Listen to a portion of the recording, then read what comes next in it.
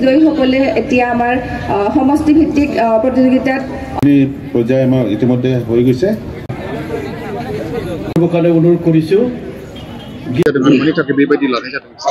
दिनै जोंहा भेरगाव विधानसभा समष्टियाव जिथुनिखि खेल महारन नैथि खोलोबनि बे नैथि बोसोरनि जिथु खेल महारन दिनैनिफ्राय जागायजेनबाय बे बेखेवनाय हाबाफारि दङमोन जोङो भेरगाव विधानसभा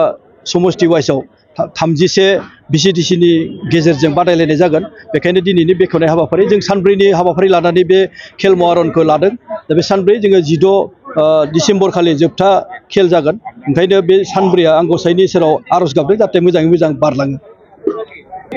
जोंहा 7था इभेन्टनि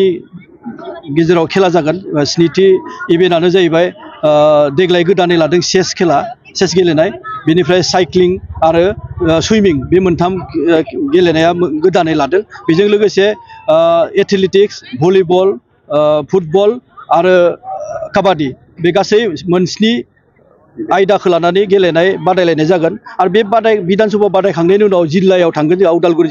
उदालगुरि जिल्लायाव मोनब्रै विधानसभा समष्टि दङ बे मोनब्रै विधानसभा समष्टिनि गेजेराव बादायनाया जागोन आसा फारिदों जोङो भेरगाव समष्टि हिसाबै मोजां पारफरमेन्स खालामनो हागोन आरो खेला गेलेगिरि बिथांमोना गावसोरनि इयुन राहानि थाखाय मोनसे गोजौ थाखोसिम थांनो हानाय मोनसे स्कपखौ लानो हागोन